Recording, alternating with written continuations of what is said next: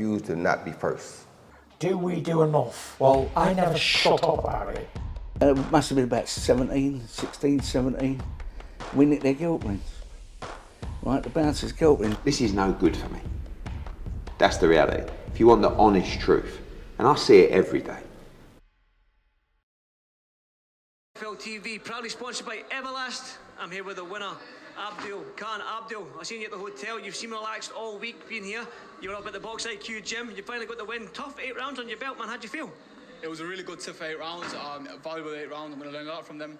First time I've ever done 8 rounds, and he was a tough kid. So, you know, listening to Scott in the corner, discipline, behind the jab, all that stuff, you know, just practicing stuff, so yeah. Obviously, your first 8 rounds, that's your 9th professional fight now. You've boxed in Dubai, what, 2-3 times now? Yeah, you're enjoying it out here? It's a fun little spot, this arena, isn't it? Yeah, really warm under them, you know, but it's good, you know. Even Scott's sweating. Yeah, it was really warm in there, so, you know, pacing myself, relaxing, and, you know, I just want to stay busy, so whenever I can get a fight, I'll be ready, you know. I just box. Boxing my full-time job, so.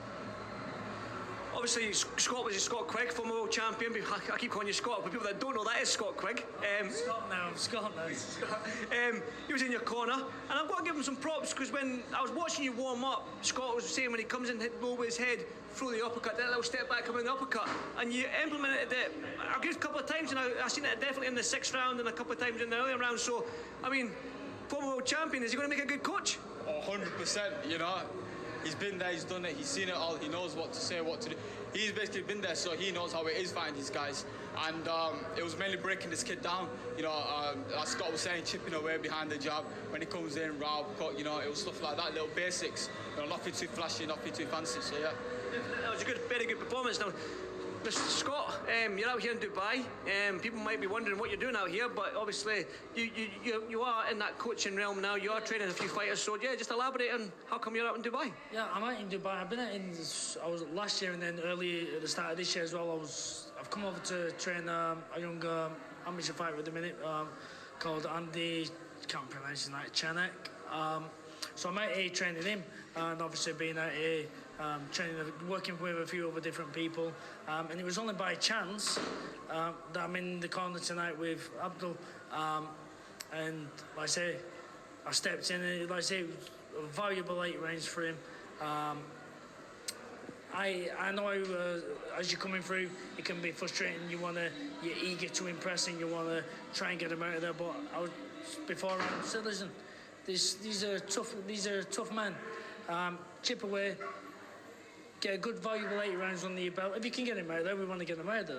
But like I said, chip away, work on things, and it's just about being patient and enjoying the journey.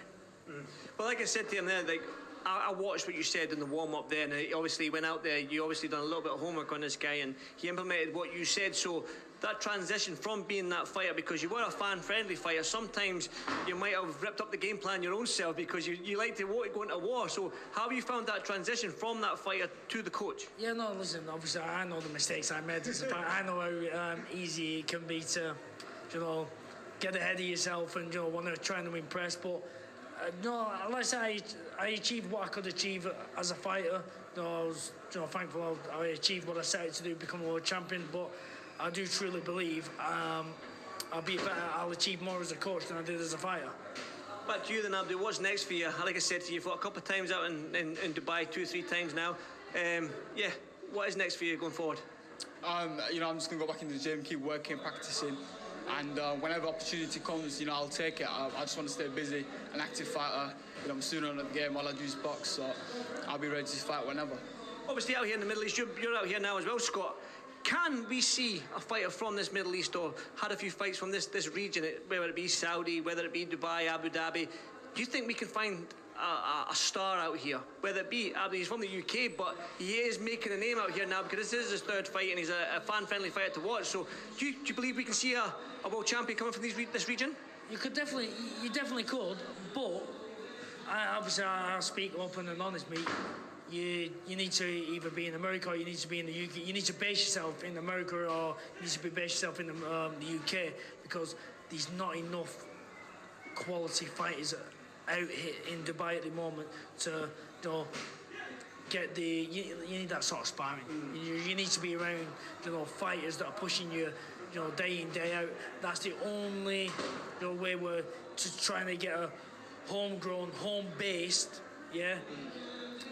to get to that level. Yeah, there's definitely, there's definitely talent out here, but they're gonna have to travel in training. Set up training camps around the world. Like I said, mainly the UK and America, to be able to push themselves and evolve themselves into a championship level fighter. I think a lot of people agree with you there, Scott, to be honest. But one final one, Abdul. Friends and family back home that probably couldn't have made it here. They probably couldn't even find your fight to watch it, but you got the win and you got a message for them.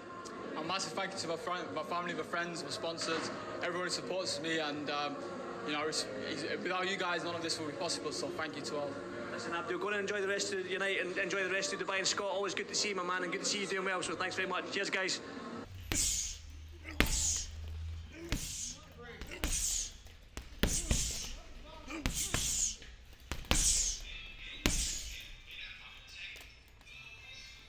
Because I refuse to not be first.